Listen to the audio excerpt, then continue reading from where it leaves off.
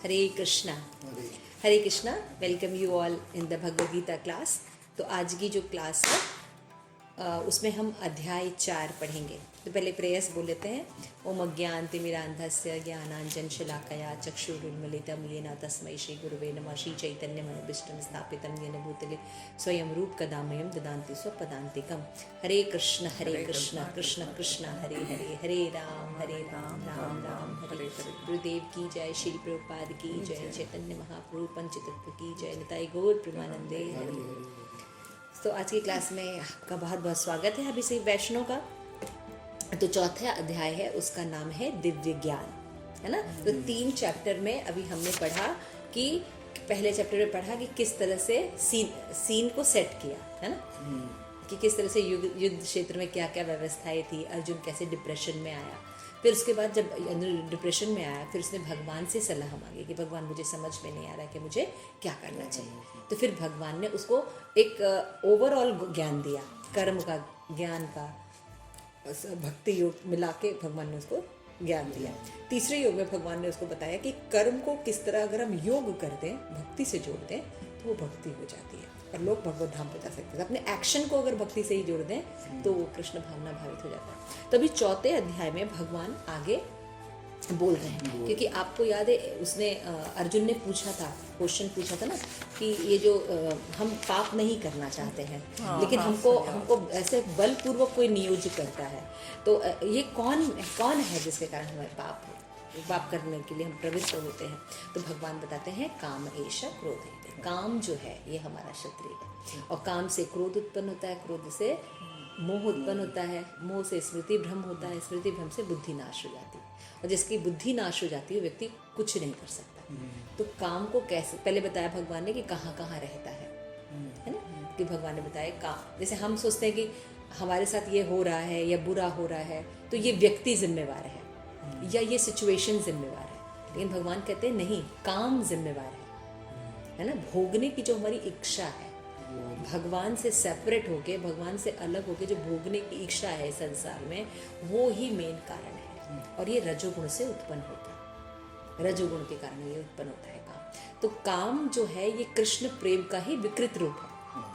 हम प्रेम करना चाहते हैं लेकिन हमें पता नहीं कि हम किससे प्रेम करें. तो जब हमें पता नहीं रहता है तो हम निकृष्ट यानी भौतिक जगत से प्रेम करने लगते हैं. तो इसको उच्च स्तर पर वापस अपनी मूल स्थिति क्या है कि हम जब कृष्ण से प्रेम करने लगते हैं तो काम प्रेम में परिणत हो जाता है ना. तो ये कैसे हो सकता है, तो पहले ये समझना चाहिए काम कहाँ कहाँ है. तो बताया मन और इंद्रियां इसके निवास स्थान है ना. फिर भगवान ने बताया कि जड़ पदार्थ से ज़्यादा इंद्रियां श्रेष्ठ होती है ना, और इंद्रियों से मन श्रेष्ठ होता है, मन से बुद्धि श्रेष्ठ होती है और बुद्धि से आत्मा, है ना.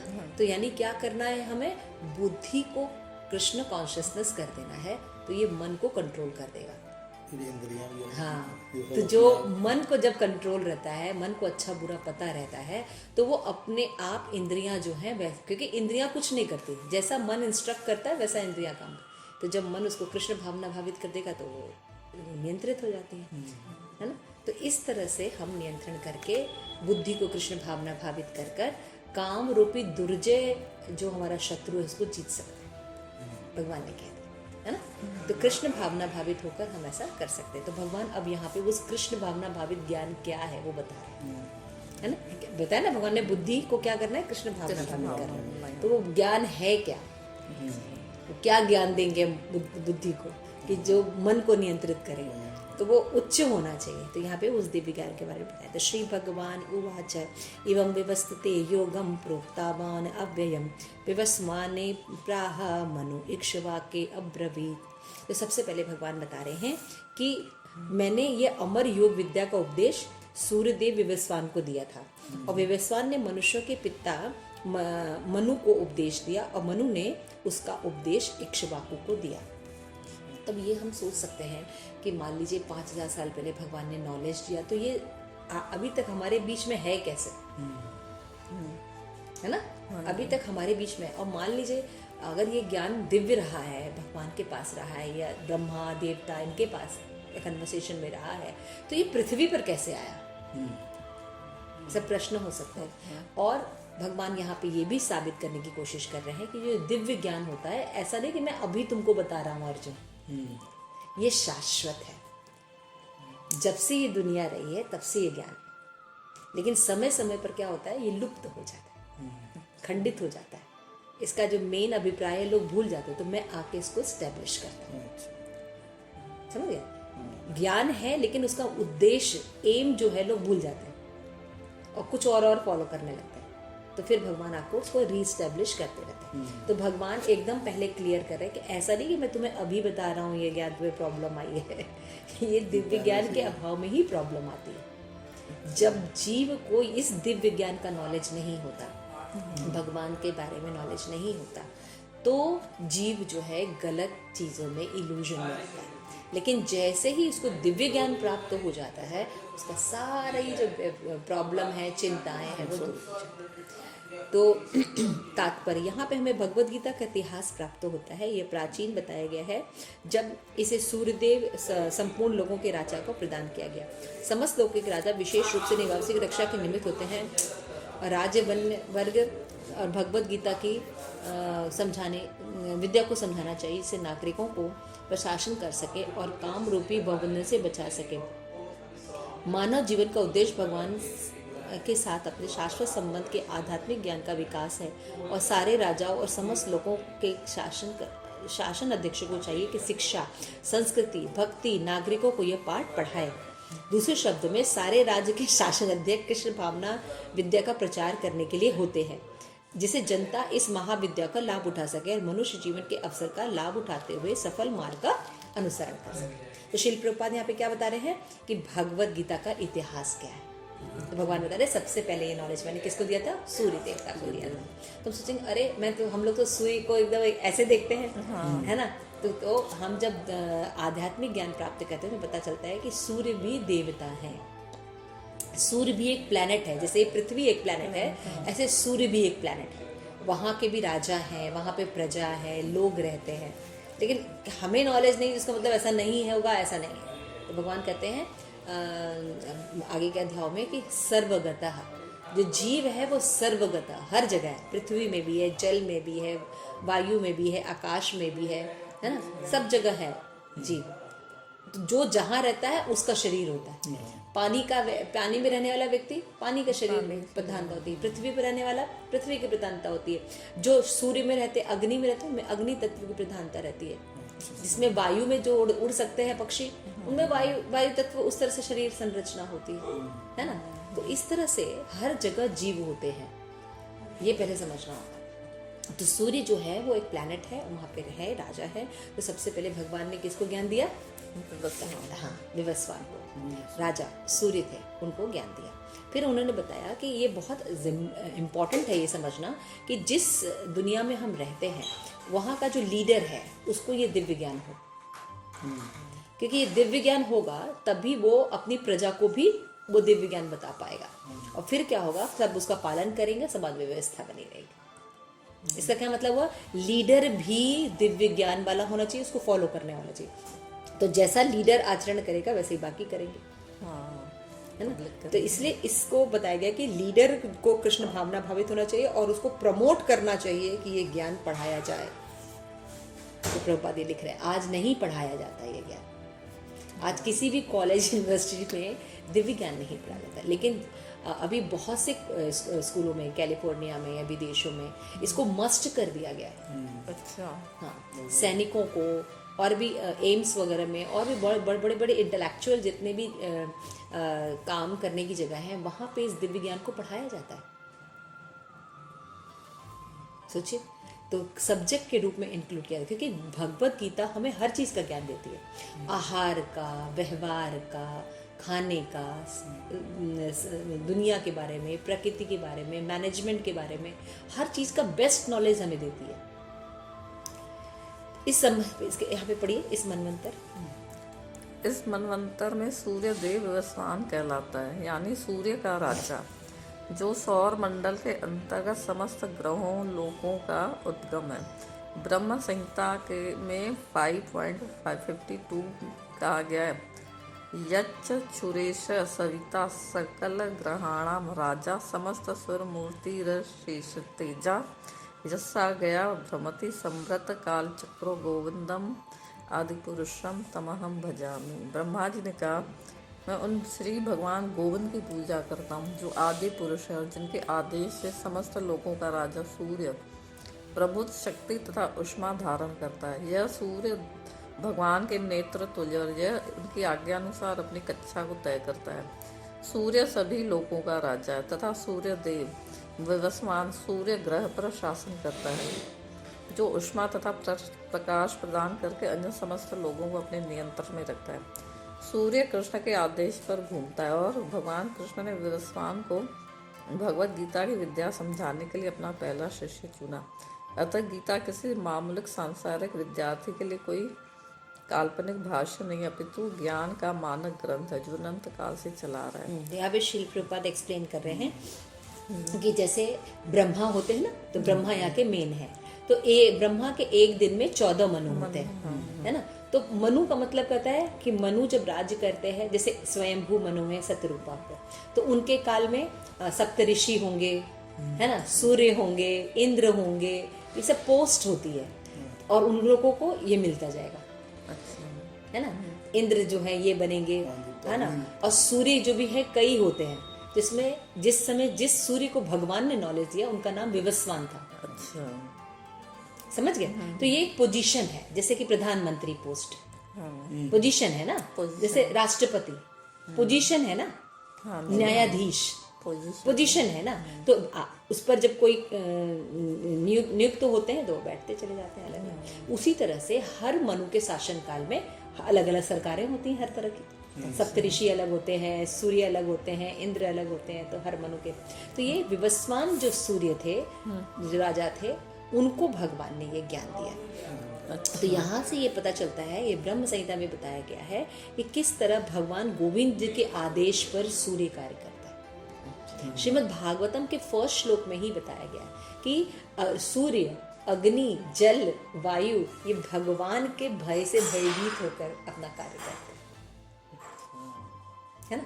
तो जब हम ये सब चीज़ें पढ़ते हैं तो समझना चाहिए कि ये जो भगवत गीता है, ये कोई नॉर्मल किसी चलते फिरते व्यक्ति ने या किसी महान व्यक्ति के यहाँ ने नहीं बनाई है, बल्कि भगवान ने इसको प्रोवाइड की है, इसलिए इसमें कोई दोष नहीं। ठीक है, सभी पढ़िए। सूर्य सभी महाभारत में शांति पर्वत 348.51-52 हमें गीता का इतिहास इस रूप में प्राप्त होता है। त्रेता युगादो च ततो विवस्वान मनवे ददो मनुष्य लोक भृत्यर्थ सूताय इक्ष्वाकवे ददो इक्ष्वाकुणा च कथितो व्याप्य लोकानवस्थित। त्रेता युग के आदि में विवस्वान ने परमेश्वर संबंधी इस विज्ञान का उपदेश मनु को दिया और मनुष्यों के जनक मनु ने इसे अपने पुत्र इक्ष्वाकु को दिया। इक्ष्वाकु इस पृथ्वी के शासक थे और रघुकुल के पूर्वज थे, जिसमें भगवान श्री राम ने अवतार लिया। इससे प्रमाणित होता है कि मानव समाज में महाराज इक्ष्वाकु काल से भगवत गीता विद्यमान थी। इस समय कलयुग के केवल 5 वर्ष व्यतीत हुए हैं, जबकि इसकी पूर्णायु 4,32,000 है। इसके पूर्व द्वापर युग 8 लाख वर्ष था और इसके पूर्व त्रेता युग 12 लाख वर्ष है। इस प्रकार लगभग 20 करोड़ 5 हजार वर्ष पूर्व मनु ने अपने शिष्य तथा पुत्र इक्ष्वाकु से, जो पृथ्वी के राजा थे, श्रीमद् भगवत गीता कही। वर्तमान युग के मनु की आयु लगभग 30 करोड़ 53 लाख है वर्ष मानत की जाती है, जिसमें से 12 करोड़ 40 लाख वर्ष बीत चुके हैं। और ये मानते हुए मनु के जन्म के पूर्व भगवान ने अपने शिष्य सूर्य देव विवस्वान को गीता सुनाई। मोटा अनुमान यह कि गीता कम से कम 12 करोड़ 4 लाख वर्ष पहले कही गई और मानव समाज में यह 20 लाखों से विद्यमान रही। इसे भगवान ने लगभग 5000 वर्ष पूर्व अर्जुन से पुनः कहा। गीता के अनुसार ही तथा इसके वक्ता भगवान कृष्ण के कथन के अनुसार यह गीता के इतिहास का मोटा अनुमान है। सूर्य देव विवस्वान को इसलिए गीता सुनाई क्योंकि वह क्षत्रिय था और उन समस्त क्षत्रियों का जनक है जो सूर्यवंशी है, जबकि भगवत गीता वेदों के ही समान है, क्योंकि इसे भगवान ने कहा था यह ज्ञान अपौरुषेय है, चूंकि वैदिक का आदेशों का यथारूप में बिना किसी मानवीय विवेचना से स्वीकार किया जाता है। फलतः गीता को भी किसी सांसारिक विवेचना के बिना स्वीकार किया जाना चाहिए। संसारी तार्किक जन अपनी व्यक्ति विधि से गीता के विषय में चिंतन करते हैं, किंतु यह यथारूप भगवत गीता नहीं है। अतः भगवत गीता को गुरु परंपरा से यथारूप में ग्रहण करना चाहिए। यहाँ पर यह वर्णन हुआ है कि भगवान इसे सूर्यदेव से कहा, सूर्यदेव ने अपने पुत्र मनु से, मनु ने अपने पुत्र इक्ष्वाकु से कहा। तो अभी देखिए, जब आप ज्ञान किसी ऑथेंटिक सोर्स से प्राप्त करते हैं तो हर चीज का बिल्कुल रीजनेबल आपको आंसर दिया जाएगा और आप कहेंगे हाँ ये बिल्कुल ठीक है। लेकिन अगर ये बात, अगर मान लीजिए आप प्रभुपाद से नहीं पढ़ रहे हैं और आपको कोई बताया कि भगवान ने ये ज्ञान सबसे पहले सूर्य को दिया है ना, फिर सूर्य से ज्ञानिक शब्द, ये कैसे सूर्य को मतलब सूर्य को कैसे दे सकते हैं? अच्छा चलो सूर्य को दिया तो पृथ्वी पर कैसे आ गया, है ना? तो शील प्रभुपाद लिखते हैं कि सूर्य देव को भगवान ने इसलिए चुना क्योंकि वो क्षत्रिय थे, राजा थे ना, राजा थे। तो राजा को दिव्य ज्ञान होना ही चाहिए, किसने क्या बनाया, कौन सोर्स है, कहाँ से उसको शक्ति प्रोवाइड हो रही है, कैसे कैसे चीजें बनी हैं, तभी तो वो शासन करे, तभी तो वो राजा रहेगा, है ना? तो दिव्य ज्ञान उनको मिलना ही चाहिए था, क्षत्रिय थे। अब जितने भी क्षत्रिय वंशज हैं पृथ्वी पर, रामचंद्र जी के उसमें, तो ये इक्ष्वाकु वंश के थे। तो इक्ष्वाकु कौन थे? राजा थे जिनसे ये वंश शुरू हुआ। और इक्ष्वाकु कौन थे? सूर्य के पुत्र थे जो पृथ्वी पर राज्य करते थे। तो जब पिता को दिव्य ज्ञान मिला तो किसको देगा? अपने पुत्र को, इक्ष्वाकु को दिया। इक्ष्वाकु ने फिर अपने और परंपरा में दिया, देते देते ये ज्ञान पृथ्वी पर बाकी लोगों तक। अब गलत है कुछ? बिल्कुल नहीं, बिल्कुल आराम से बताया। इक्ष्वाकु को क्यों दिया? क्योंकि इक्ष्वाकु सूर्यवंशी थे, सूर्य उनके पिता थे, तो पिता ने अपने पुत्र को नॉलेज दिया। भगवान ने जब सूर्य को नॉलेज दिया तो सूर्य को नॉलेज दिया क्योंकि वो क्षत्रिय थे, पूरी दुनिया का वो क्षेत्र संभाल रहे हैं, है ना? जब पूरी दुनिया का कंट्रोल वो कर रहे हैं, राजा वो है, तो उनको ज्ञान देना बहुत जरूरी है। तो राजा को ज्ञान होना ही चाहिए, है ना? अच्छा, राजा को ज्ञान हुआ, उसने अपने पुत्र को ज्ञान दिया, इक्ष्वाकु को। इक्ष्वाकु पृथ्वी के राजा थे। फिर उन्होंने अपने परंपरा में लोगों को इसी दिव्य ज्ञान को आगे बढ़ाते चले गए। अच्छा, उन्होंने तो किया ही किया है, साथ में जब भगवान हर चीज का क्रिएशन करते हैं तो ये पूरी व्यवस्था करते हैं कि दिव्य ज्ञान भी इस दुनिया में रहे। और भगवान ही, जैसे आगे आप पढ़े हैं कि जब जब धर्म की ग्लानि होती है तो भगवान आके इसको पुनर्स्थापना करते हैं। समझ गए? तो यानी हम रहें या ना रहें, ये दिव्य ज्ञान था। और लगभग इसमें श्लोक में आप देख ही लीजिए, सबका कैलकुलेशन के सहित बताया गया है ना, शास्त्र के प्रमाण के साथ बताया गया कि किस तरह से पूरे जो टाइम होता है उसको 4 भाग में विभाजित किया। 4 युग है मेन है ना, त्रेता युग, द्वापर, कलयुग और सतयुग, है ना? सतयुग, द्वापर, त्रेता युग और कलयुग, है ना? कलयुग अभी हम जी रहे हैं, तो उसकी भी आयु बताइए 5000 साल बीत गए हैं, जबकि उसका 4,32,000 टोटल आयु है। अच्छा, उसमें से 5,000 कुछ वर्ष बीते हैं। और द्वापर युग जो है 8,000 वर्ष का है ना? उसके बाद अगर आप देखिएगा तो त्रेता युग जो था वो 12 लाख का आयु था, है ना? और इस तरह से जो सतयुग था वो उसे दुगना हो जाता है, 24 हो जाता है। तो इस तरह से हम देखते हैं कि हर का पूरा डिटेल वर्णन दिया गया है कि ये युग इतने पीरियड तक था, इतने वर्षों तक था, इसके बाद ये पीरियड आया, फिर इसके बाद ये पीरियड आया, फिर इसके बाद ये पीरियड आया, पूरा सिस्टमैटिक है। और दूसरा चीज़, कोई भी बात हमें जब प्रूफ करनी होती है तो एक शास्त्र प्रमाण पढ़ते हैं और फिर हमारा अपना अनुभव होता है। जब हम देखते हैं और देखते वही रिजल्ट आ रहा है तो क्या है? सही है ना? हमने सीखा कि भाई दूध जो है उसको उबाल कर दही का जामन डाला जाता है, उसको ढक के रखा जाता है तो दही बनता है, बुक में पढ़ा। लेकिन जब आप जमाओगे और खुद एक्सपीरियंस करोगे हाँ इसी दूध से दही बनता है, तो एक्सपीरियंस क्या है? तब क्या कहोगे? हाँ पढ़ा भी था और अनुभव भी हो गया, ठीक है ना? अभी आपने पढ़ा कि मतलब इक्ष्वाकु वंश है, रामचंद्र थे, ये था वो था। अब थोड़ा अपना पुस्तक ज्ञान बंद करके थोड़ा बाहर देखिए, है ना? तो क्या लंका है आज? श्रीलंका है ना? श्रीलंका है ना? हाँ, अयोध्या है ना अभी। वहां पे राम जन्मभूमि है, बिल्कुल तो है ना। बिल्कुल है। कृष्ण लीला अगर बताई जा रही है तो वृंदावन धाम है कि नहीं? है। उसका टूटा फूटा प्रक्रिया ही मिलता है, लेकिन है ना। भगवान की जन्मस्थली है ना, जहाँ भगवान ने बंशी बजाई, गाय चराई, जहाँ ओखल लीला बंधन की, सब वो लीलाएं है ना। यमुना है ना। गिरिराज जी है ना, गिरिराज है हाँ। है ना। तो है नहीं ये सब चीजें, अब देख सकते हैं, है। और हमने पढ़ भी रहे, तभी क्या हो गया? हाँ है, ऐसा ही था। तो हमारे शास्त्र में जो ऑथेंटिक नॉलेज बताया गया, तो 4 युग थे और हर युग में बेटर था। कलयुग सबसे डिग्रेडेड फॉर्म में है, इसलिए इसकी आयु सबसे कम है और सब चीज अलग छोट कम है, लेकिन बाकी युगों में सब चीजें हैं। तो यहाँ पे बताया गया कि तो करीब करीब मोटा अनुमान क्या लगाया जाता है कि भगवत गीता कितने साल पहले बताई गई? 12 करोड़ 4 लाख वर्ष पहले भगवान ने सूर्य को ये ज्ञान दिया। तो मतलब ये भी आपके पास है। अब इस नॉलेज के होने पर भी आप कहें कि ये सब मन गढ़ंत है, किसी ने ऐसे ही लिख दिया, तो इससे बड़ा बेवकूफ व्यक्ति तो कोई होगा नहीं। थोड़ा भी इंटेलिजेंट व्यक्ति होगा तो अगर ये प्रमाण जिस तरह से बताया जा रहा है, क्या गलत बताया गया? ये किस तरह सूर्य थे, सूर्य से इक्ष्वाकु पर आया, इक्ष्वाकु के बाद बाकी राजाओं को ये ज्ञान मनु को दिया, इक्ष्वाकु ने मनुओं को दिया, जो पृथ्वी पे मनु थे, और मनु ने इसको इक्ष्वाकु को दिया। ये जो एक वो भगवान राम ने जो वो बनाई, हाँ, पुल बनाया, देखिए उसके भी सैंपल आज खंडित रूप में है। हर चीज है, आप देखिए।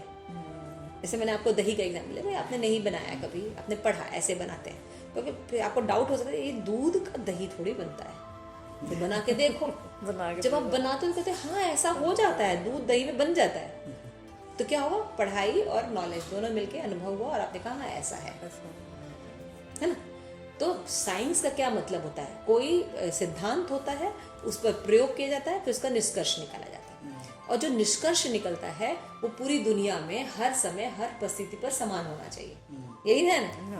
जैसे साइंस बताता है कि भैया CO2 जो है वो कार्बन डाइऑक्साइड का कण है, तो C और O2 अगर आप भारत में मिलाइए, पाकिस्तान में मिलाइए, रशिया में मिलाइए, तो क्या होगा? CO2 ही होगा, उसका वही रिजल्ट आएगा, है ना। तो यानी ये जो फॉर्मूला है वो सही है। उसी तरह से अगर आप साइंस, हम बोल रहे हैं भक्ति भी, प्रभुपाद कहते हैं भक्ति साइंस है, लेकिन हमको तो अनुभव कि भक्ति भाव की चीज होती है, ये श्रद्धा का विषय होता है। नहीं, भक्ति साइंस है। शास्त्र भगवत गीता में बताया गया हम शरीर नहीं आत्मा है। तो भारत में भी सच है, अमेरिका में भी सच है, ठीक है ना। हाँ, पृथ्वी के ऊपर भी सही है, पृथ्वी के नीचे भी सही है, जितने भी दुनिया में जीव पाए जाते हैं सबके साथ यही सही है। तो वह साइंटिफिक कोई भी सिद्धांत आप उठा के इसका देखिए, इसलिए साइंस है भक्ति। भक्ति ऐसा नहीं अंधविश्वास है। जो सनातन धर्म है ये साइंटिफिक नॉलेज है। तो भगवान यहाँ पे बता रहे हैं कि ऐसा है अर्जुन, ये ज्ञान ऐसा नहीं कि मैं तुम्हें अभी दे रहा हूँ, ये मानक है। इसीलिए जो लोग इन पर विश्वास नहीं करते उनका बहुत उन पर दया करनी चाहिए कि कितनी तुच्छ मानसिकता है कि इतना प्रमाण देने पर भी नहीं समझ रहा। खुला सब कुछ है तब भी उनको स्वीकार नहीं करते। लोग कहते हैं किसी ने लिख दिया होगा, व्यास जैसा। व्यास कोई साधारण व्यक्ति नहीं थे, व्यास भगवान के शक्तावेश अवतार थे। वो लीलाओं को देख सकते थे, भगवान ने उनको शक्ति प्रदान की थी, और तब वो सारे डिस्क्रिप्शंस लिखे हैं। नहीं तो इतना लिख नहीं सकता, इतना कोई नहीं लिख सकता, है ना। तो शास्त्र का दिक्कत क्या है कि हम नॉलेज जो है ऑथेंटिक यानी प्रमाणिक साधनों से नहीं लेते। प्रमाणिक गुरु नहीं मिलता, तो वो जब इतना ज्ञान नहीं दे पाता या इतनी चीज़ें एक्सप्लेन नहीं कर पाता, तो हम सोचते हैं अरे ये तो बढ़ा चढ़ा के लिख दिया। लेकिन अभी देखिए प्रभुपाद ने जब इसको समझाया है तो बिल्कुल क्लियर हुआ ना कि सूर्य जो है वो क्षत्रिय थे, इसको भगवान ने ज्ञान दिया, है ना। सूर्य के जो पुत्र थे वो मनु थे, मनु को उन्होंने दिया, और मनु के जो पुत्र इक्ष्वाकु वगैरह थे वो पृथ्वी पे राजा थे, उन्होंने बाद में उनको ये नॉलेज दिया। तो इक्ष्वाकु के आगे वंशज होते चले गए, राजाओं के बाद राजाओं को ज्ञान मिलता है। तो पृथ्वी का भी ज्ञान सुलभ, डिफिकल्टी है कोई डिफिकल्टी नहीं, पूरी चेन बनी। तो कितने सुंदर ढंग से प्रभुपाद ने समझा। एक श्लोक और पढ़ लेते हैं। एवं परंपरा प्राप्त राज ऋषियो विदु सह कालनेह महत्ता योगो नष्ट परम तप। इस प्रकार ये परम विज्ञान गुरु परंपरा द्वारा प्राप्त किया जाता है और राज ऋषियों ने इस विधि से इसे समझा है, किंतु काल क्रम में ये परंपरा छिन्न भिन्न हो गई है। अतः यह विज्ञान यथारूप में लुप्त हो गया है ना। कि अभी क्या कौन सा स्टेज था महाभारत का इस समय, कि द्वापर युग खत्म होने वाला था, सॉरी हाँ द्वापर युग खत्म होने वाला था और कलयुग शुरू होने वाला था। तो अभी कलयुग में ज्ञान नहीं है, तो भगवान वहां पे स्टैब्लिश कर रहे हैं, क्योंकि खंडित हो गया है ज्ञान, है ना। तो कहीं कहीं धर्म को कहीं और लिया जा रहा है, कहीं कुछ और लिया जा रहा है, तो सब चीज को भगवान व्यवस्थित करेंगे। ऐसा नहीं, ऐसा करना चाहिए। युद्ध करना धर्म है, युद्ध से भागना नहीं। लोग संन्यास को क्या भगवान समझा रहे हैं? संन्यास का मतलब सब कुछ छोड़ देना नहीं है। संन्यास का मतलब ये समझना है कि सब कुछ भगवान की संपत्ति है, समझ रहे हैं। कर्तव्यों का पालन हमें हमेशा करना चाहिए। तो देखिए भगवान सब बता रहे हैं ना, सब चीज का ज्ञान फिर से रिस्टैब्लिश कर रहे हैं। लोग हर चीज का वो बोलते हैं, अरे हम छोड़ छोड़ के वृंदावन चले जाएंगे। तो वो अपनी जिम्मेवारियों से भागना भक्ति थोड़ी हो गई। तुम एक प्रॉपर्टी को छोड़ के भगवान की दूसरी संपत्ति को भोग रहे हो। तो यहाँ पे भगवान यही समझा रहे हैं कि जब ये जो ज्ञान है ये गुरु परंपरा से प्राप्त करना चाहिए, प्रमाणिक गुरु शिष्य परंपरा में ये ज्ञान लेना चाहिए, तभी हमें सही ज्ञान मिलेगा। और इस ज्ञान को किसने सीखा था? कोई राजा नहीं थे पहले के, राजा लोग ऋषि होते थे, भोगी नहीं होते थे। राजा लोग ऋषि होते थे और ये किसी बड़े बड़े ऋषियों के अंडर में भी होते थे माता जी। तो क्या होता था, इनको दिव्य ज्ञान रिसीव करना और पता होना आराम से कर पाते थे, योग्यता होती थी। यहाँ स्पष्ट कहा गया था गीता विशेष रूप से राज ऋषियों को दी जाती, क्योंकि उनका उपयोग प्रजा के ऊपर शासन करने में करते थे। देखिए एकदम सही बात है, जब तक ये नॉलेज नहीं होगा। आज क्या कर रहे हैं लोग, सही नॉलेज नहीं होने से हर लोग अपने मन का काम कर रहे हैं और हर जगह देखिए हैवॉक सिचुएशन क्रिएट है। हम किसी भी चीज को सही ढंग से नहीं कर पा रहे, है ना। तो इसलिए ये ज्ञान का होना बहुत है। निश्चित ही भगवत गीता कभी भी आश्रित पुरुषों के लिए नहीं थी, जिसने किसी को भी इसका लाभ न मिलता और अपनी अपनी सनक के अनुसार विभिन्न प्रकार के विवेचना करते हैं। ये ज्ञान असुरों को नहीं दिया गया, राज ऋषियों को दिया गया कि ऐसा बताया गया ऐसा ही है। तो राज ऋषि इसमें तोड़ मरोड़ा नहीं करते थे, जैसा भगवान ने कहा उनका करिष्य, हाँ वैसे वैसे ही करते हैं, वैसे वैसे उसको पास ऑन करते हैं। लेकिन असुर क्या करते हैं, अपना मिला देते हैं, फिर कहते हैं कि ये मेरे द्वारा लिखा गया। पहले के जो ऋषि थे वो भगवान की भक्ति करते थे, साइंटिस्ट थे, वैज्ञानिक थे, आयुर्वेदिक थे, हर डिपार्टमेंट के ऋषि थे, है ना, जो आज हमें डॉक्टर इंजीनियर के नाम से पता है। तो ये लोग क्यों नहीं अपने कोई अपना लिख के अपना नाम डाल देते थे? वो जानते थे कि ये जो ज्ञान है ये भगवान का है, इसलिए वो अपना नाम नहीं डालते थे। जैसे कि आजकल के डॉक्टर इंजीनियर और सब उसी नॉलेज को चुरा के उनका नाम काट के अपना नाम डाल देते हैं कि ये थ्योरी मैंने बनाई, ये थ्योरी मैंने बनाई, ये थ्योरी ऐसे है, गुरुत्वाकर्षण का नियम ऐसे है, साइंस का ये ऐसे है, ऑपरेशन ऐसे होता है, आयुर्वेदिक ऐसे, वो सारा ज्ञान है तो भगवान से मिला है इसलिए। तो लेकिन यहाँ पे लोग असुर लोग क्या करते हैं, अपना इन्वॉल्व कर देते हैं। यहाँ पे प्रभुपाद समझा रहे हैं कि गीता का मूल उद्देश्य छिन्न हो गया और पुनः गुरु परंपरा स्थापित करने की आवश्यकता है। तो लोग क्या कर रहे हैं, अपने मन से किसी भी सिद्धांत को बनाने लग रहे थे जो भगवान एस्टैब्लिश किए थे। जैसे भगवान एस्टैब्लिश करते हैं चातुर्वर्ण मया सिस्टम गुण कर्म विभाग। एक समाज है उसमें 4 प्रकार के लोग होने ही चाहिए। कौन कौन से? ब्राह्मण, क्षत्रिय, वैश्य और शूद्र, है ना। ब्रह्मचारी, गृहस्थ, वानप्रस्थ और सन्यासी, ये 4 वर्ण और 4 आश्रम होते हैं। ये होने ही चाहिए, लेकिन कैसे होने चाहिए? गुणों के हिसाब से होने चाहिए। लेकिन हमने क्या बना दिया इसको? कर्म के हिसाब से बना दिया। ब्राह्मण का पुत्र ब्राह्मण होगा, क्षत्रिय का पुत्र क्षत्रिय होगा, उसमें विलक्षण हो जाना हो तो उसका रिजल्ट भुगत रहे हैं। आज शूद्र है वो हमारा राजा बना हुआ है ना, शूद्र राज्य कर रहे हैं, और जो ब्राह्मण है वो शूद्र का कार्य कर रहे हैं। देखिए ना, तो ब्राह्मण जब किसी भी समाज में ब्राह्मण का जब पतन हो जाता है, ब्राह्मण मतलब ब्रेन, ज्ञान लेने वाला व्यक्ति, दिशाहीन जब व्यक्ति हो जाता है तो सब कार्य बेकार कर देता है। तो क्या होता है फिर इसको रीस्टैब्लिश करने कौन आता है? भगवान। कोई मोदी नहीं आते हैं, भगवान ही आते हैं इसको रीस्टैब्लिश करने के लिए। क्यों? क्योंकि भगवान ही कर सकते हैं। जैसे आप कुछ स्टोरीज देखिए, 5000 साल न जाने कितने सतयुग में आपने ध्रुव की कथा सुनी, 200 साल पहले क्या हुआ आपको पता नहीं। हाँ जी। तो ये ज्ञान रहा कैसे?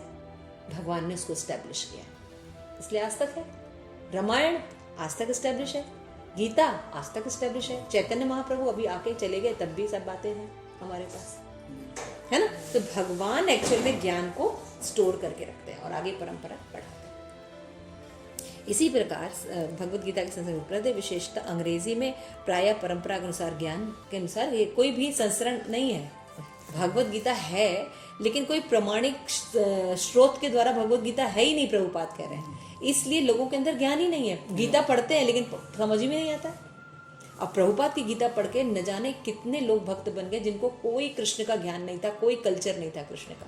इतना सिंपल, इतना ऑथेंटिक है कि जीव जो कोई भी पढ़ेगा, जो भी इसको पढ़ना चाहेगा भक्त बने। यह आसुरी प्रवृत्ति है क्योंकि असुरगण ईश्वर में विश्वास नहीं करते, केवल परमेश्वर का गुण ही लाभ उठाते। अतएव अंग्रेजी में गीता का एक संस्करण नित्यांत आवश्यकता थी जो परंपरा से प्राप्त होती।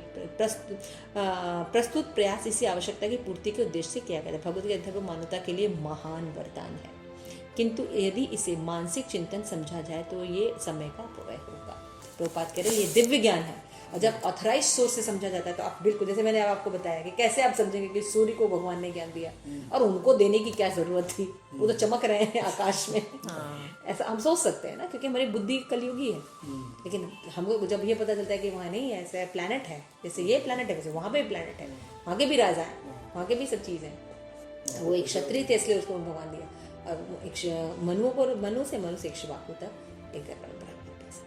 तो इस तरह भगवान कह रहे हैं कि परंपरा नष्ट हो जाती है तो उसको मैं रीस्टैब्लिश करता हूँ। तो ये सब कार्य भगवान के हैं। श्रील प्रभुपाद की जय, ग्रंथराज भगवत गीता की जय, निताई गौर प्रेमानंदी हरे।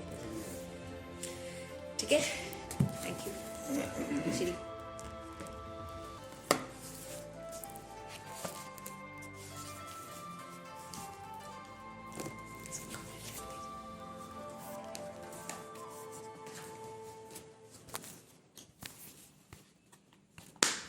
तो वहाँ पे